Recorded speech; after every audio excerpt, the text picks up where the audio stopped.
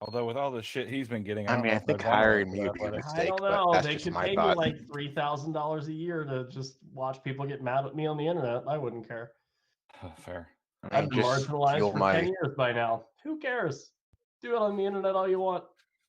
yeah. I mean, just buy me like a 12-pack once a week, and I'll Eh, get mad at people on the internet. I mean, see? Pony's got it. It's like I already hate myself more than you do, so Yeah. Oh my God. mean- yeah. Yeah. doesn't Other matter how people much you hate me. too. Oh, we can hate me together. hey, when your self-worth is 0, there's nowhere down to go. Right. Say whatever the hell you want to. We thought You this can't would hurt be me. a fun thing to do as a side job, and here we are. You can't hate us more than we hate ourselves. What are we doing here? What are we doing? Welcome Is to Ryan the showing USL up or show. no? Show before the final. We clearly are having an existential crisis. We'll welcome Okay, is Ryan. Ryan showing up? Because I think he has like the weird optimism kid of all of us. Yeah, we need Everyone else is that. kind of beaten down by life at this I point. need that able to graduate college naivety that Ryan brings to the table. Uh, All right, you guys Yeah. ready? When Hold on, you let me start recording. Okay, I'm recording. yep, me too. Yep. Phil, we good? Ready. Great. Hello and welcome to the USL show. I don't know. I was gonna make some kind of lyrical reference. I've been listening to a lot of System of a Down recently. If that's interesting to anybody. Because you wanted to? Yeah, because I do want to. That good one? Yeah, that works. Just out. end the show. End the show. It's over. And that's it. And we're done. Thank you so much. We'll see you after the final. Hiya. Your favorite cheesemonger's favorite cheesemonger. I'm Will here. Good to see you. Joining me on this momentous pre-USL Championship final. Pony's here. Yeah, I mean, we're almost done with the year. It's hard to believe that this year has been delayed and came back, and now we're here at regular-ish time. Talk about regular times later. Alan Underwood's here. How's it going? You know, it is certainly going, isn't it? Time is a flat circle and the like. Yeah, I'm just trying to bring. I know Ryan's usually the uplifting, positive one, so I'm trying to insert that at the beginning because that way it's like the climb up of a roller coaster for a really big drop. Hey, speaking of really big drops, he won't have a team next year. It's Pilgrims. Oh my God. Just saying. Wow, I thought we were trying to be positive. My God. No, Alan said he was trying to be positive. So, fuck you. Well, Hey, we're positive for all of 10 seconds, okay? That's like a record for this and podcast. Pilgrims hitting on me in a podcast. 2020, ladies and gentlemen. Oh, man. Talk about USL scandals. That guy's married. Woo. Yeah, I know. Anyway. Hi, how's everyone doing? Happy week before the final. Right. We are down to 2 teams. And only 2 teams. And I think since Tampa Bay entered USL, this is kind of what they were hoping to do. It will be the Tampa Bay Rowdies and Phoenix Rising in the final game for the USL Championship. And gentlemen, it dawned on me earlier today, someone who has played for Bethlehem Steel will lift the USL Championship. They live on. They do. They do. They're Goonies. They never say die. Indeed. Santi Moar on one side, Leo Fernandez on the other. There you go. I don't know. Leo was a Bethlehem Steel player? Yeah, man. Did not know that. There you go. That first year. It is weird how many of those MLS 2 teams, their players show up in all these weird spots and are good players. I mean, it's not one of those things where it's just the obscure players who have no chance of really making it too far, but there are a lot of good players, not from Bethlehem only, but also, I mean, you think of Red Bulls too, Portland too, Seattle too, all those guys. There's so many of them that make a good run of it in different spots. You think of. I think it's right why we, to a certain extent, like the MLS 2 teams, because there's all these players that otherwise would never have broken into the USL that get a chance. Davies. Okay, that's not even fair to use him. Whitecaps too. I mean, like one of these, maybe he'll like be okay on one team, but for now, you just have to question his work ethic, right? Yeah, I don't think he can do it. I don't think he can do it. No, that Brendan Aronson kid, nothing.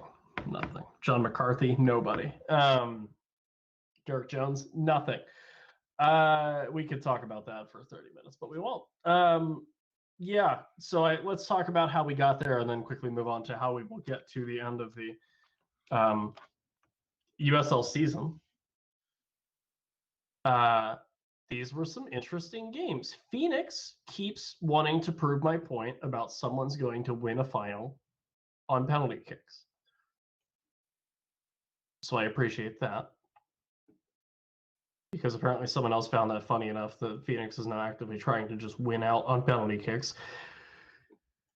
They went 1-1 against El Paso, which I don't think too many people had as the result of the first 90 minutes. It was Phoenix scoring first off Schweitzer, which again, a lot of people were waiting for that goal, and then Rebellion for El Paso Locomotive got their tying goal, and then 4-2 for Phoenix on penalties, and they move on and reach the final, which a lot of people are super thrilled about. The COVID Cup, if you will. I can, if you'd like me to. Sure. You're rocking. You have a preference. It looks like I see a jersey and a shield. I wore the Louisville kit last week. I have the Phoenix Arizona Coyotes training top on this week. I don't have any Rowdies related memorabilia directly, so I could not wear it. I apologize. Is that an ask? With the semi memorabilia, I would wear it every podcast. Just throwing that out there. Putting that out into the universe. Hopefully you get that UPS why not? package. No reason other than the Tampa Bay maybe seeing. I'm a cheap date. I mean, just give me a free T-shirt and boom. I am cheaper than Pony, for the record. I won't divulge more than that, but there it is. I don't think I'm allowed to. Welcome to the USL show match game. It's not prime family friendly podcast, yo. Yeah. We're not, but that's okay. iTunes doesn't like us very much. Anyway, so yeah, the lesser of two, kind of not terribly exciting, to be honest, conference finals. But Phoenix lift their trophy, their fans touch that trophy, and they move on. The other one, Tampa 2-1 over Louisville to win the East for their first time, I believe, in USL, right? Yep. Yeah. Talking about two teams' players popping up in random places, Jordan Scarlett next to Forrest Lasso is got to be a little intimidating.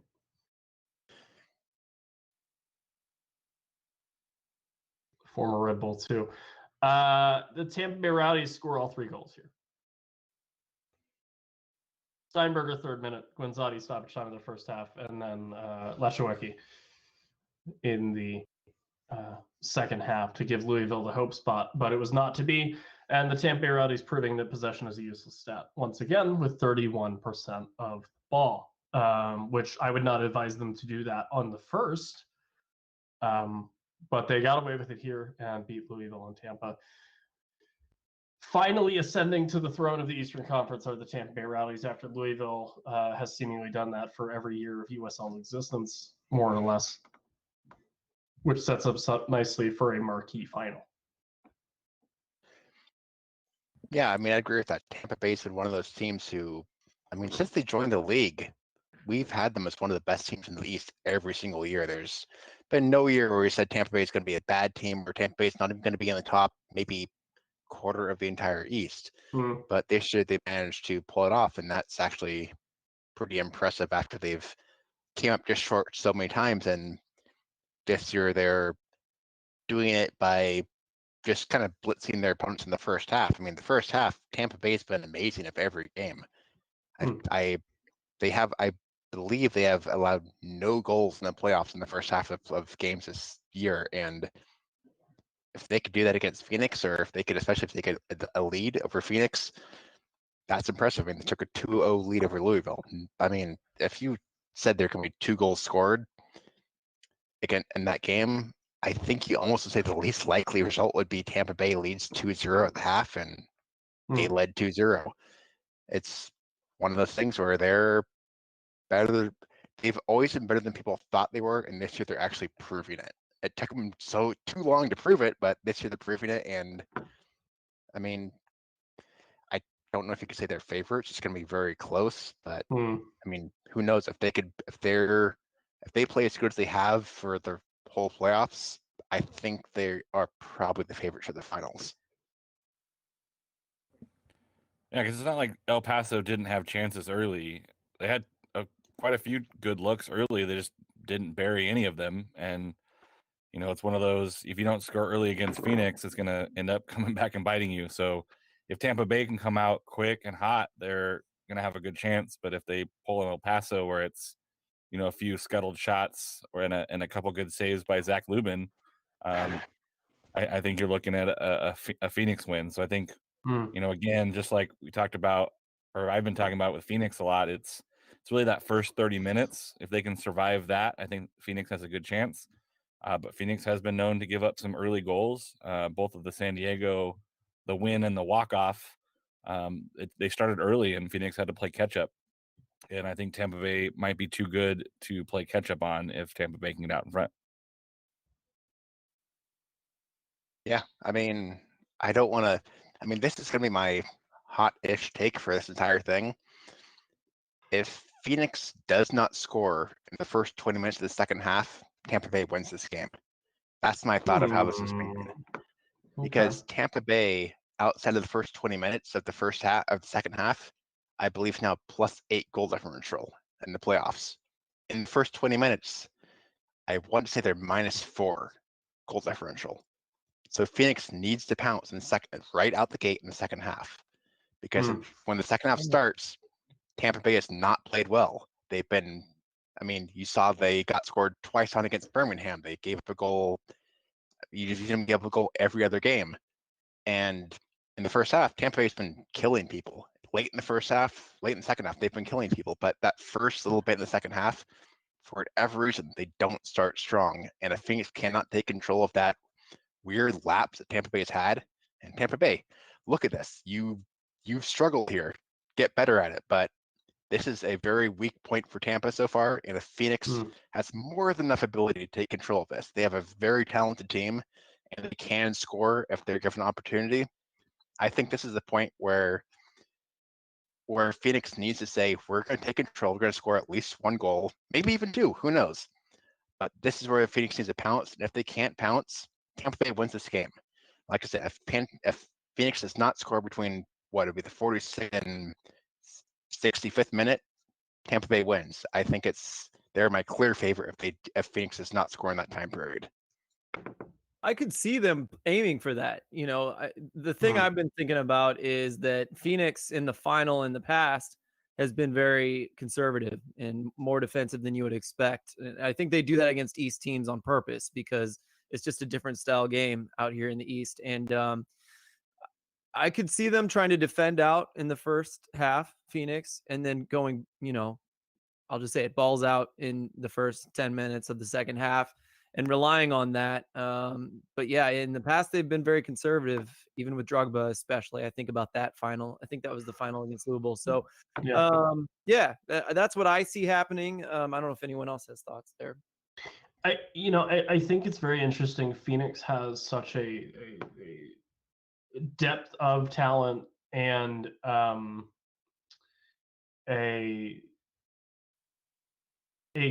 just a bevy of guys that are really good with the ball at their feet. And Tampa playing a 3 center back formation, and you saw it against Louisville in the Eastern Conference Final. If you can get Lasso or if you can get Scarlett on a yellow early, like half hour in, and then appeal to play to emotions and get those guys revved up and get those guys to be a little more, I'm just going to start really committing to physical style play and asserting myself. If you can get that back line into a little bit of trouble and just start running at them, I don't think Tampa's going to be able to put up with that for 90 minutes. And if I'm Phoenix, I'm looking at, we have Santi, we have Asante, we have Baquero, we have all these guys that aren't as physically capable as Forrest Lasso and as Jordan Scarlett because they're not huge and we don't have Adam John anymore. But we have all these really clever guys with the ball at their feet. And sure, those guys have to see Leo Fernandez and Lucky Mkosana and countless other guys that are also very good with the ball at their feet in training. But it's a little different when you're practicing and you're not necessarily going to take the body and be physical with those guys that are on your team compared to when you're like, I got a yellow card to give. Who cares if I miss the first game of the season next year? If I lift a cup after this, let's get stuck in. And so as much as I don't necessarily want this to turn into 2016, 2017 USL Eastern Conference gross slugfest, I do. Wouldn't be the worst thing in the world. I'm so excited for it. I always loved that there was such this emphasis, Phil, like you're saying, Ryan, I'm sorry, I'll eventually intro you. But Phil, like you were saying, where it's the styles clash, that's like maybe the one saving grace of not seeing the Eastern Conference and the Western Conference play each other every year, besides when Louisville would shift back and forth, or St. Louis would shift back and forth, is that we don't know what Shantz is thinking. We don't know what Collins is thinking when they have to go up against Phoenix or when they have to go up against Tampa Bay, because they don't have to do it. And there's not really a team that plays like Tampa in the West that's not Phoenix. And there's not really a team that plays like Phoenix in the East that's not, I guess, Louisville. But even then, that's just because they have depth. And there's not that many teams with the gluttony of depth. And now we finally have a final. And yeah, Louisville and Phoenix had it, but we finally have a final where it's these two teams have 18 guys that can make a difference at any given point, and they're going to have to use all 14 of their players essentially to win this cup. So, hi Ryan, welcome to the show. Hey guys, did you have any thoughts about the Eastern or Western Conference final and or just life as a whole in 2020? Because I don't know, feeling frisky tonight, I guess. I think it's going to be a pretty interesting final that we'll have on Sunday. And I am, like you were just saying, it's going to be just kind of a clash of just how the team's playing style has been. And that's kind of what we have just for having the two conferences be separate going into the final.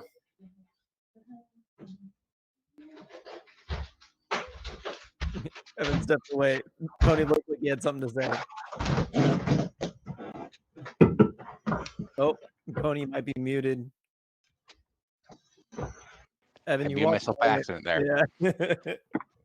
See, my head has the mute right by where my arm sits down, so I hit it at times.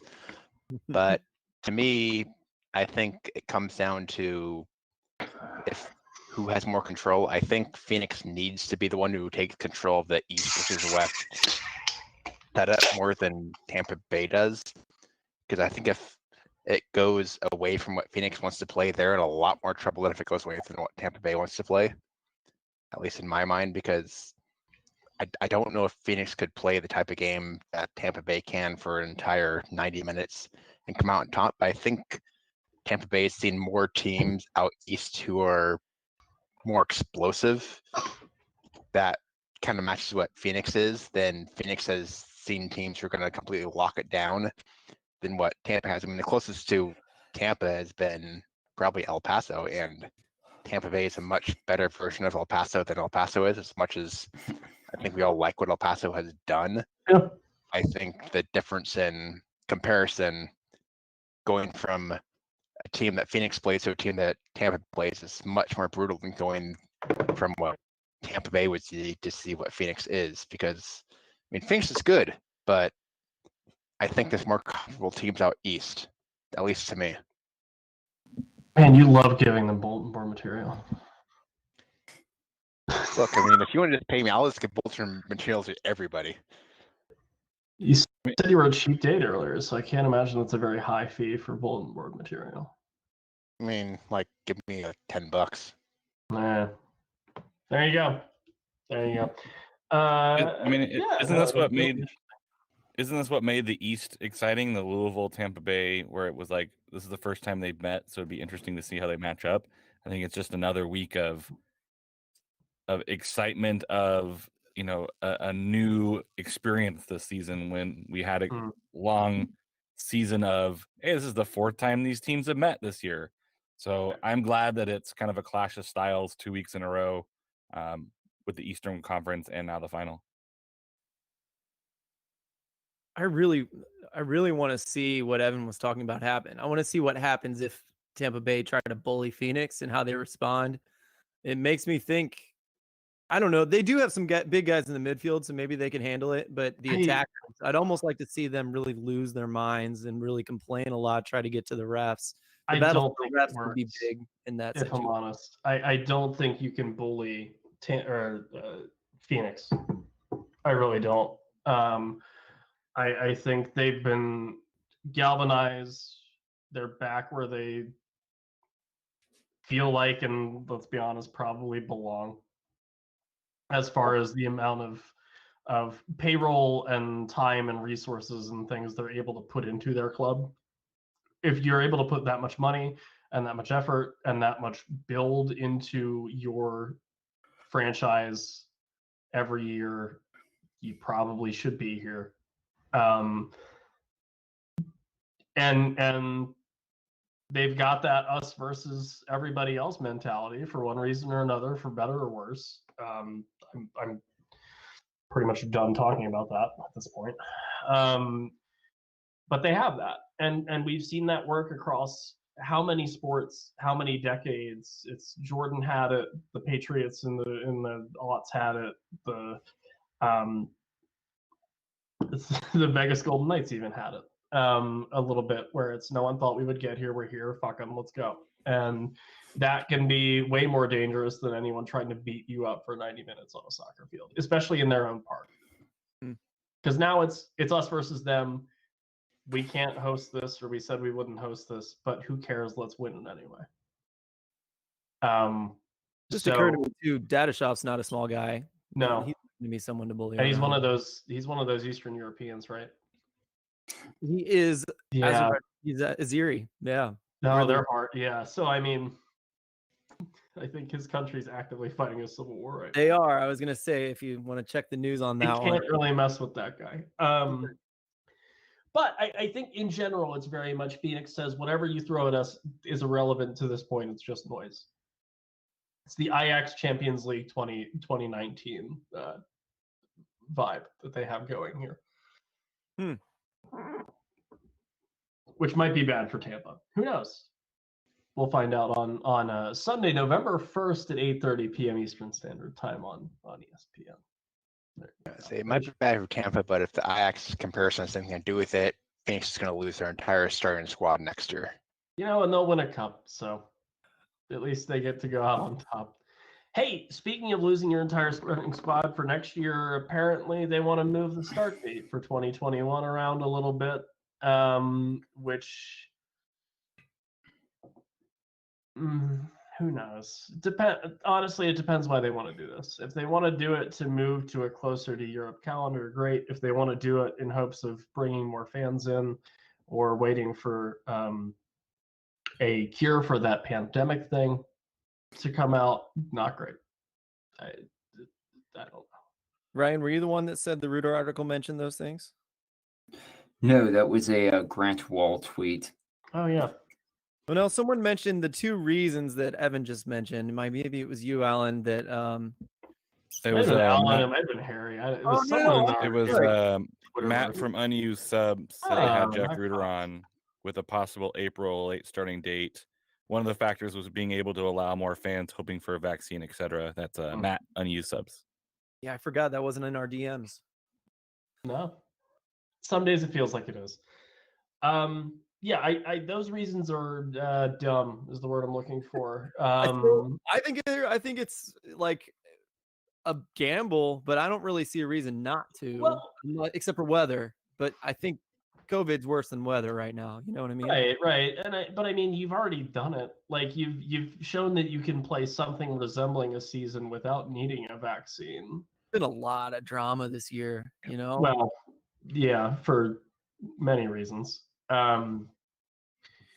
But I don't know. And like, do you do it in 2021? And then if everything shakes out, do you go back in 2022? Is that fair to anybody? Like, how much are you messing up your transfer windows with this? Is MLS going to do it with you? Like, there's, I don't know. There's so many different things where it's like, is this worth it really? Yeah, I mean, to me, you're kind of looking at it thing where I think we've kind of looked at before of this year of why don't we just add a couple weeks on to the end of the season? Mhm. And to me, like, why not start when we're supposed to start and have 2 or 3, 4 weeks of buffer in the middle of it and say, you know what, if some team happens to kick up and say, oh no, we can't play for a week and a half, 2 weeks because we had a bunch of positive tests, it's a great thing to say we're going to start normal time, build in a month of buffer zone. Mhm. And what's the worst case again? We have a few teams saying, hey, we have 2 weeks off in the late fall or whatever it's going to be. I mean, this is just another great chance to say we're going to start the normal time. We're going to kick everything back 2 weeks, 3 weeks, 4 weeks. And if bad things happen, we have a chance to say, you know what, we're going to finish the season instead of saying, oh yeah, we're going to play 12 games instead of 16 games this year. And we're going to screw up all these other teams because they can't play us for their 16th games. They have 15 games. So, you know So you're what? We're going to saying- say they get second place because of stupid whatever it's going to be, or they win the group because of whatever. It's just, to me, use this time for buffer zone.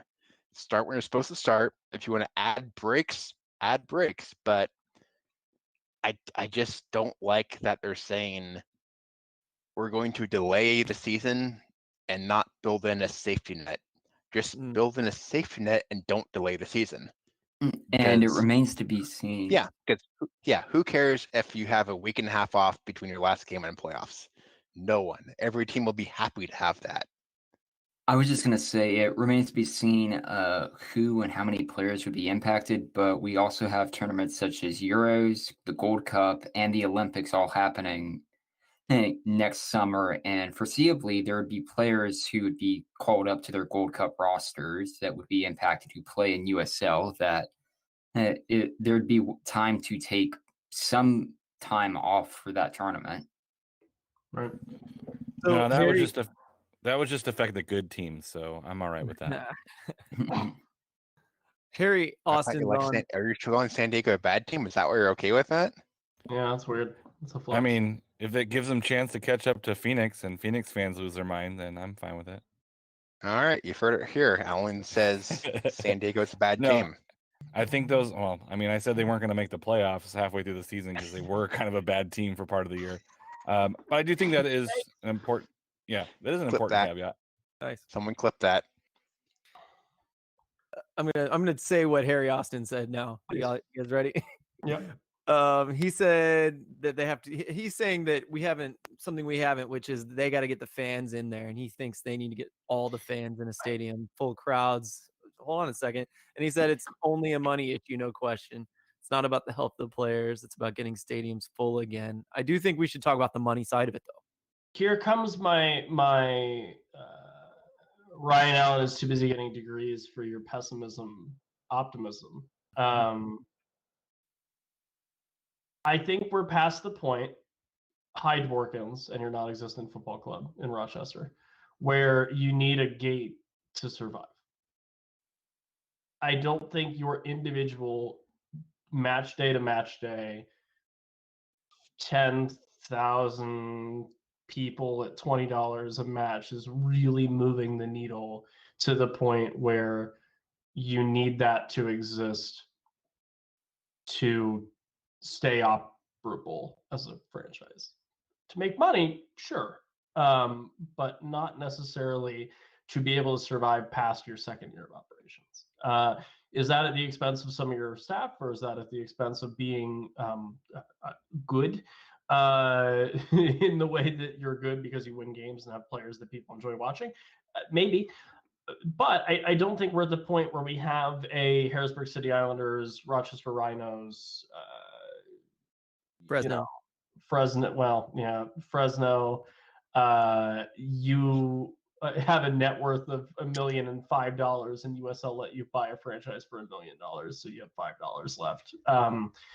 Thing is that a issue? Like, is money a driving factor in owning a sports franchise? Of course, or else you wouldn't have weird general managers of leagues that's whole purpose is to make money and sign new TV deals and things like that. But I don't want to believe that it's just we need to pack these stands so we can make money so we can run this club next year thing. Personally, I'm shocked someone hasn't folded. I don't know.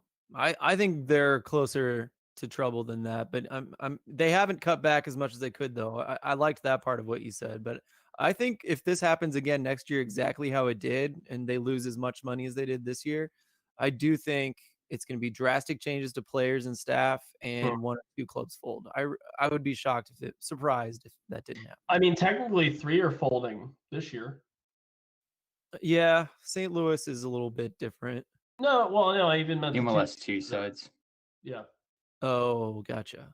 I mean, that's a completely different. Like, they're not folding like Rochester or Penn FC or even like the Deltas or Austin Aztecs or anything. Like, folded, disappeared, went away forever. Bye. They're going to a different thing.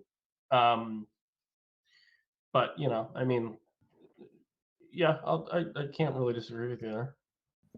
Yeah, I'd side with Phil. If we don't have basically regular attendance next year, I would say it's better than not that some other team goes under. I don't know who it's going to be, but if you told me that next year we had no fans or limited fans, whatever's going to be in attendance, I would go on the side of some team. I don't know who it's going to be.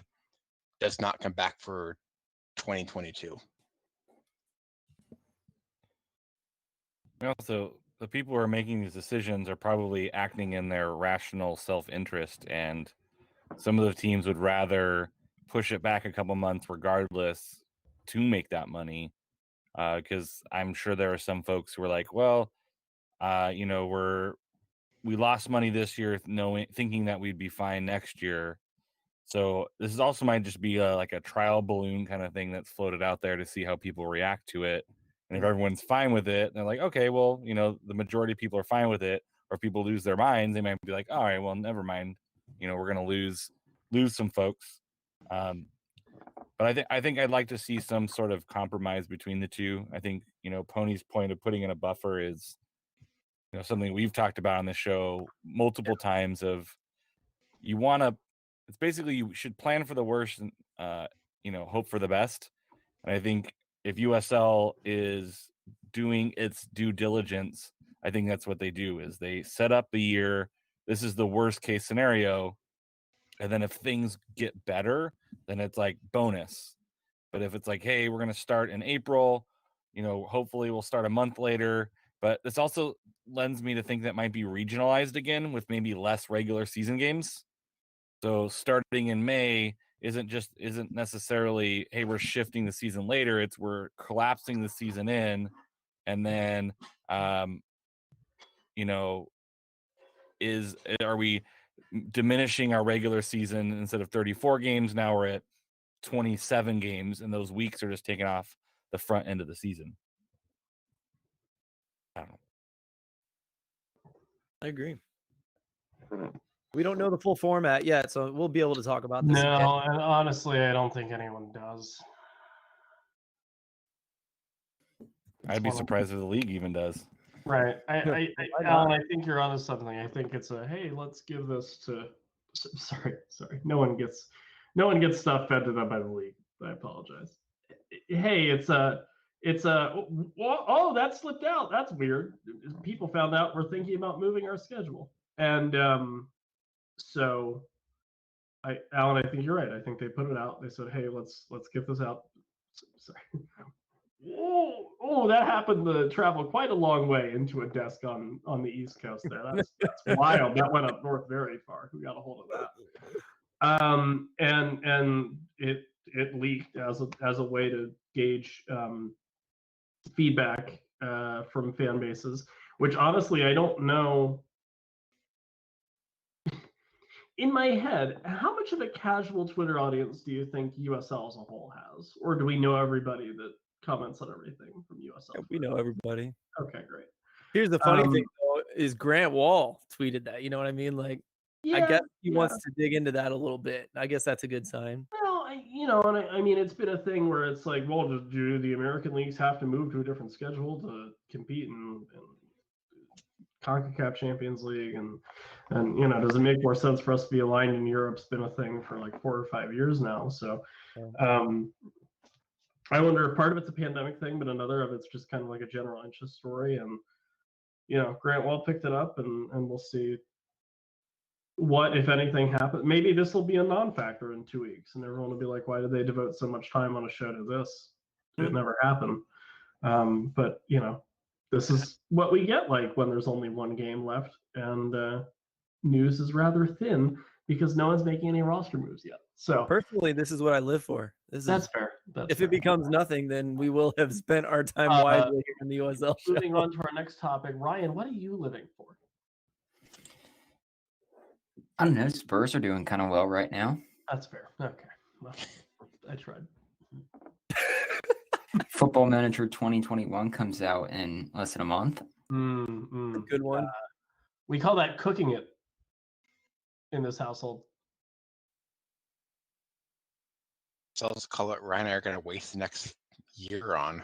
But, Listen, I'm not going to act like I'm not going to get it. I just won't be as fervent about having it on social media.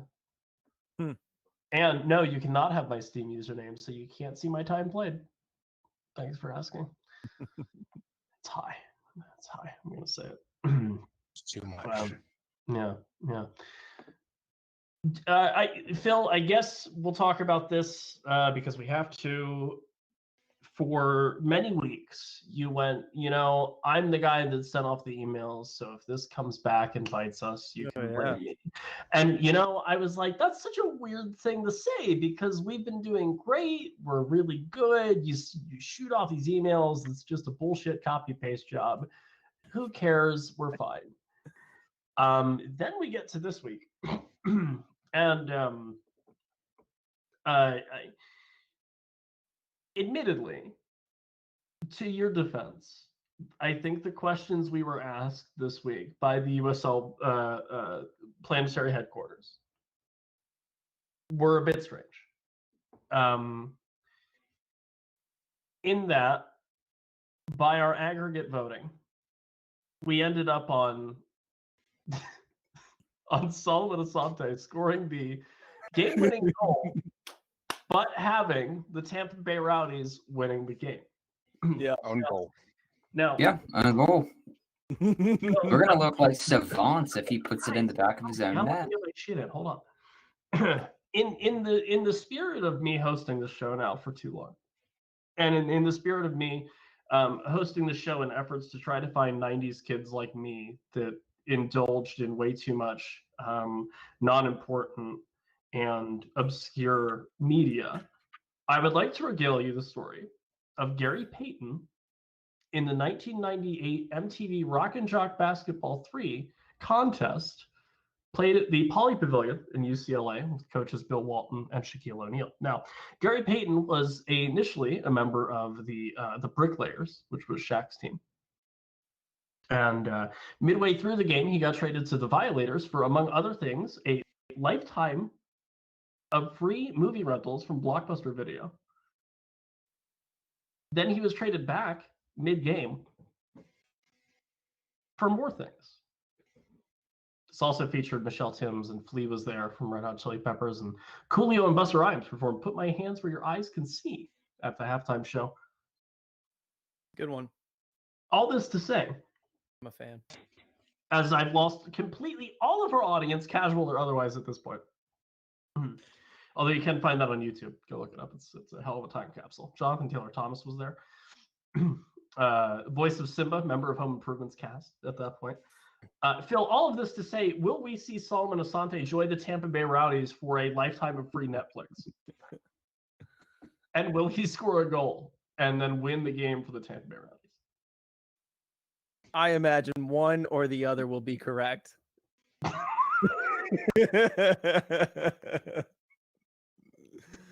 I don't think both are going to be correct. No, But, I can't imagine. it's how our voting turned out, and our voting stood us good this year. So I just left it. I thought it was funny. I thought it was ridiculous. And honestly, as all of us here know nothing about, well, as I've seemingly rejected the idea of editing, good editors would probably have prevented you from being able to do that. And they have been like, hey, Phil, maybe don't submit that. But no, USL went, hold on. hate that these guys are ahead in the standings.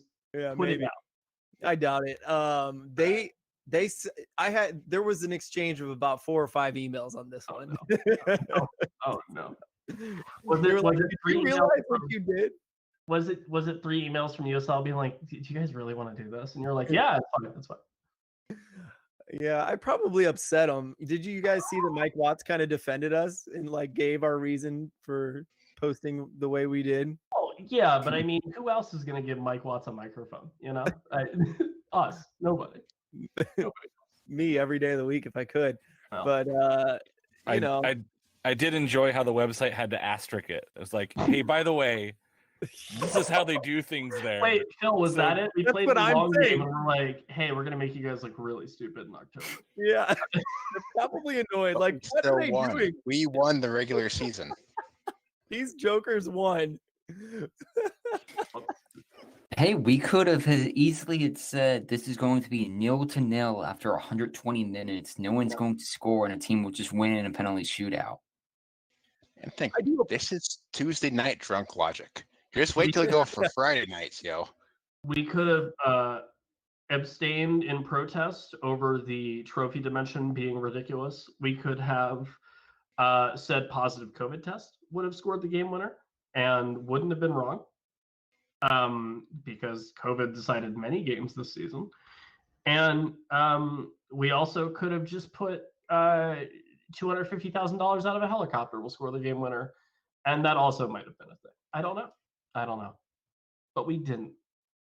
We put something that is a long shot but might happen. And if it happens, no one could doubt what we say for the rest of time. Yeah, I mean, you look at it that way. drop the mic and retire sort of situation. Well, you know, I mean, if then Asante scores an own goal to win, we USL quit. and We all very- quit. I don't know. I think not even just to win. If he scores, and if there is a Phoenix Rising own goal at any point in this match, I'm counting that we are at least halfway correct at some point. Okay, we can work that in. Does he score and then he Hulk Hogan rips off the Rising jersey to reveal a Tampa Bay Rowdies jersey? I mean, if that happens, I mean, we just all retire immediately, right? And then it's left to like the head official to figure out what happens when that happens. Like, okay, yep, he gets a yellow card because, you know, defacing the sponsorship. Yeah. And then What who if does it's it second yellow? Who gets sent off? You know, Tampa Bay guy or Phoenix does guy? Tampa just play up a man now on a 11-11 game? Who knows? Is it like that weird 5v5 league that you play in where someone just has to float because you didn't have enough plate people this week? Maybe. Who knows? That's why I'm going to start USXFL, There you go. the United Soccer Extreme Football League. It's soccer and football, so Mhm. It No is one can be football angry. and it is football. Indy 11 would do really well at that. Yeah. Only when playing at home. Guys, I'd also like to point out that I'm going to offer our services to Connor Tobin in the Forward Madison yard sale. I'm going to barter that for whatever he found at Breeze Stevens Field. Maybe a new coach. It depends. Ouch. Yeah, Phil, we can get out of here. Anybody? Actually, you know what? Because we did such a bad job at picking previously, guys, I'm going to make you give me at least the winner of the final on Sunday? Pony? That was about what I was expecting. Great. I'll go first. Phoenix. Answer given without comment. Yeah. I just listen. They have a Scoreline? lot of little brother syndrome right now, and I think that might help them out because they don't necessarily need to have that with all the talent they have on the field. Yeah, this is 2020. I gotta pick Phoenix as well. I think that'd be the perfect ending to this season is for Phoenix to happen to win, and then we never hear the end of it.